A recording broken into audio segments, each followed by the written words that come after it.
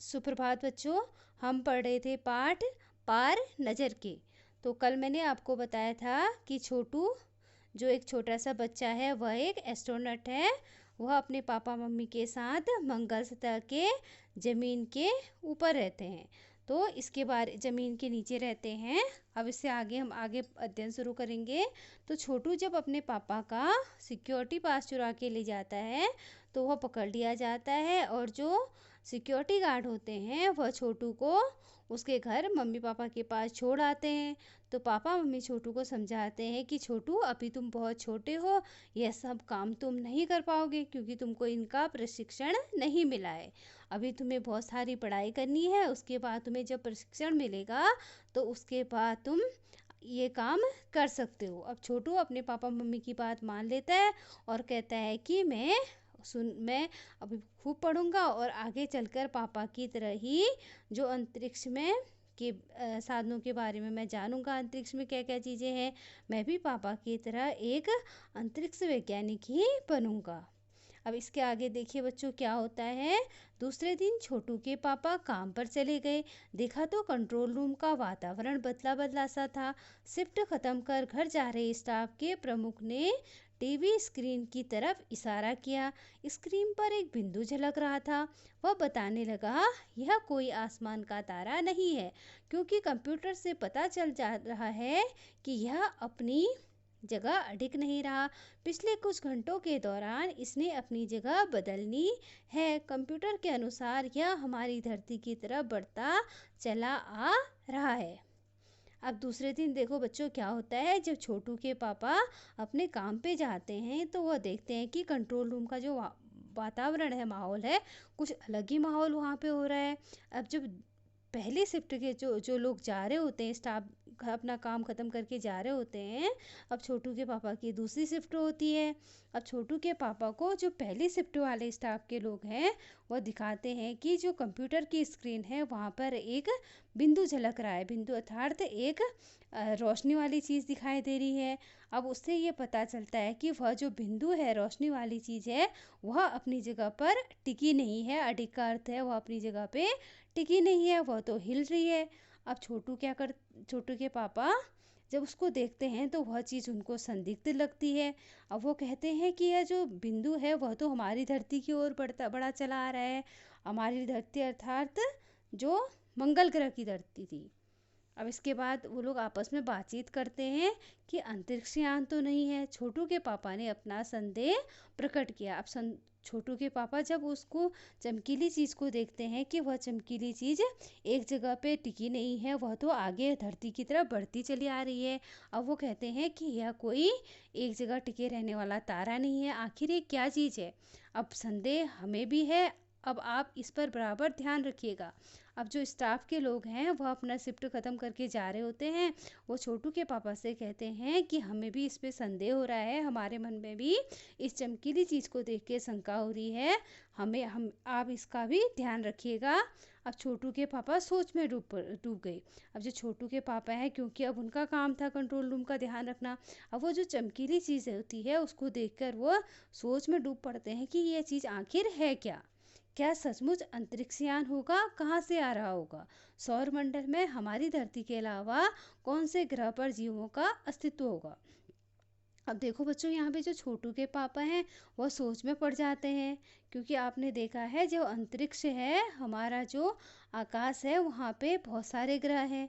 अब वहाँ पे छोटू के पापा मंगल ग्रह पे रहते हैं, तो वो कहते हैं कि क्या सौरमंडल में पूरे आकाश में मंगल ग्रह के अलावा कहीं दूसरे ग्रह पे भी जीवन का अस्तित्व है क्या, जो ये मतलब ग्रह हमारी तरफ यह अंतरिक्ष यान चला आ रहा है।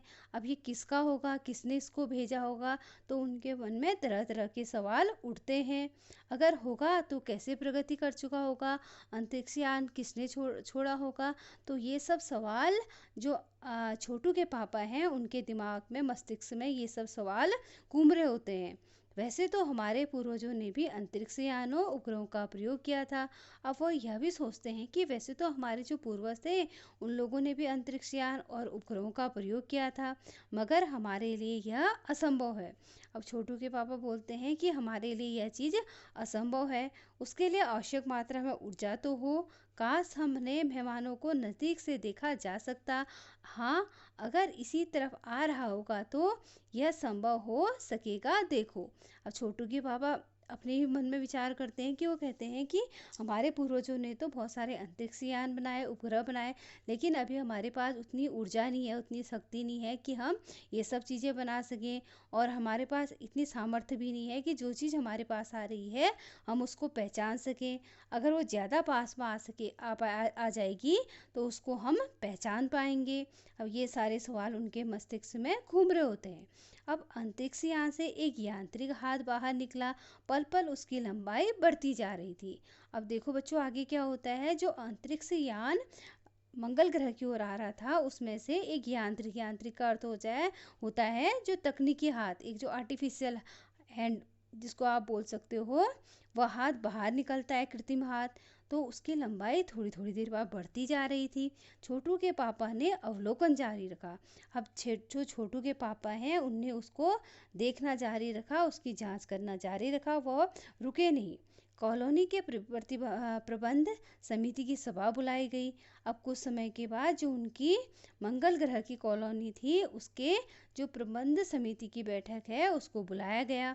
अब अध्यक्ष वहाँ पे भाषण दे रहे थे। जैसे आप लोग देखते हो, अगर आपके इलाके में कोई खतरे की बात होने लगती है तो क्या करते हैं कि सभी लोगों को बुलाते हैं और वहाँ पे उनसे आपस में बातचीत करते हैं कि ये क्या हो रहा है हमारे साथ, इस बारे में सब में सलाह मशवरा होता है। तो ऐसे ही यहाँ पे भी जो मंगल ग्रह की कॉलोनी है वहाँ पे लोगों में आपस में बातचीत हो रही है कि एक चमकीली चीज़ हमारे ग्रह की ओर आ रही है, कंट्रोल रूम से उसका पता चला है। अब वो चीज़ क्या है, वो लोग उसके बारे में आपस में बात करते हैं। अब उनका एक अध्यक्ष होता है, वह अपने भाषण, अध्यक्ष जी अपने भाषण दे रहे होते हैं। अब अध्यक्ष बोलते हैं, हाल ही में मिली जानकारी से पता चला है कि 2 अंतरिक्ष यान हमारे मंगल ग्रह की तरफ बढ़ते चले आ रहे हैं। इनमें से एक अंतरिक्ष यान हमारे इर्द गिर्द चक्कर काट रहा है। कंप्यूटर के अनुसार ये अंतरिक्ष यान नज़दीक के ही किसी ग्रह से छोड़े गए हैं। ऐसी हालत में हमें क्या करना चाहिए, इसकी कोई सुनिश्चित योजना बनानी ज़रूरी है। नंबर 1, आपका क्या ख्याल है। अब जो अध्यक्ष महोदय हैं वो बात करते हैं, वो कहते हैं लोगों से कि कुछ समय पहले क्या हो रहा था कि एक जो कंट्रोल रूम है वहाँ से हमें जानकारी मिली है कि 2 अंतरिक्ष यान हमारे और बड़े चले आ रहे हैं। एक तो हमारे पूरे ग्रह का चक्कर लगा रहा है और दूसरा हम पे नज़र लगा रहा है। अब हमें इसमें क्या करना चाहिए, लोगों से वह अपनी योजना बताते हैं, हमें क्या योजना बनानी चाहिए। अब वह जो नंबर 1 आदमी होता है, नंबर 1 से कहते हैं कि अपनी आप राय दीजिए कि हमें आगे क्या करना चाहिए। तो इसके बारे में जो अध्यक्ष महोदय हैं वह लोगों से, जो अपने ग्रह के लोग हैं उनसे यह बात करते हैं। अब आगे देखिए, कॉलोनी की सुरक्षा की पूरी जिम्मेदारी नंबर 1 पर थी।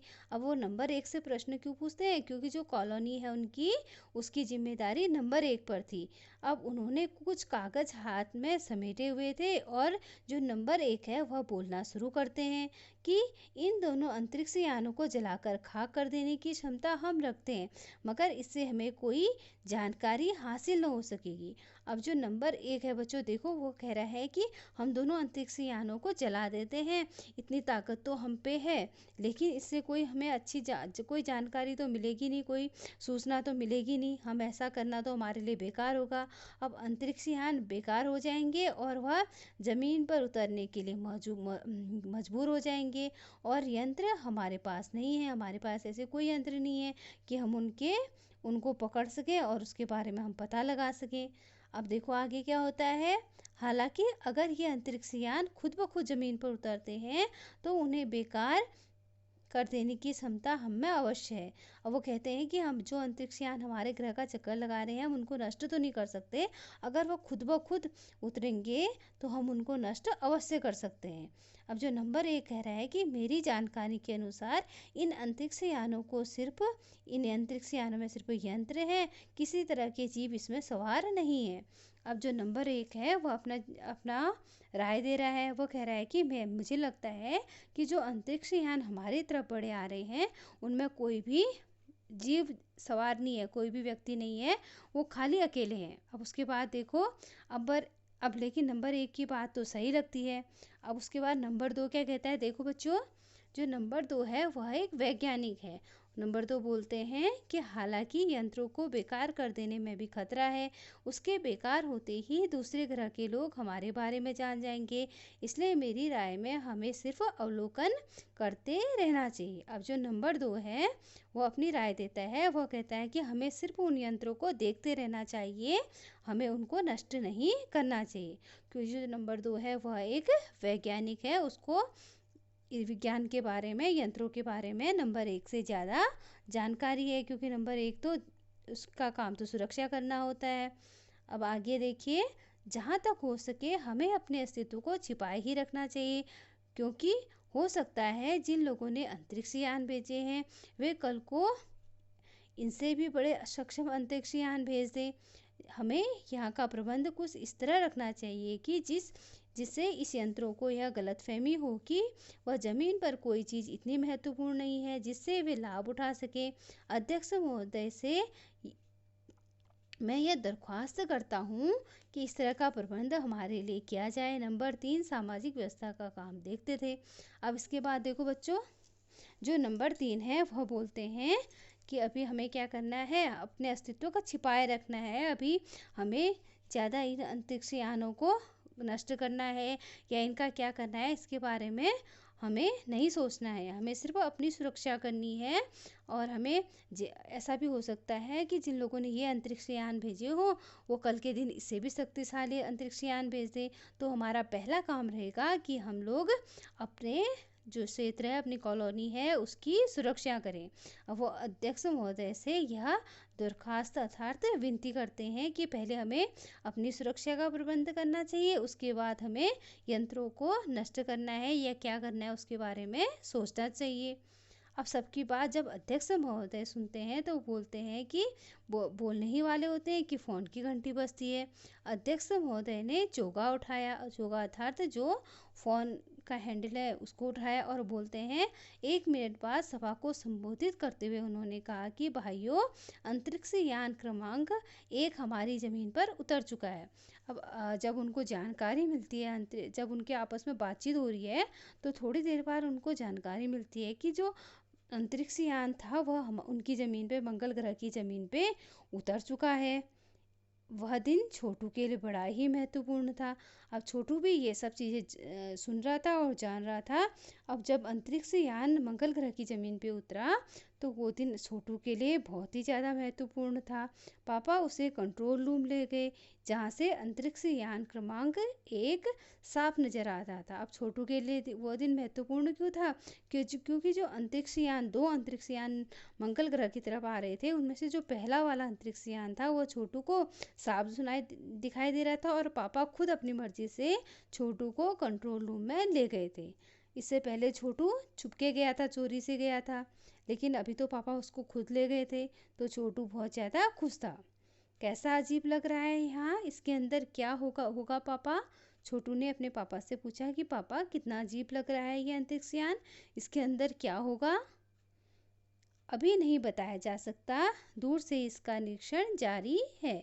अब पापा कहते हैं कि अभी इसके बारे में तुमको मैं नहीं बता सकता, अभी हम इसका दूर से ही निरीक्षण करते हैं, इसकी जांच करते हैं, तो दूर से ही इसके बारे में अभी मैं तुमको नहीं बता सकता।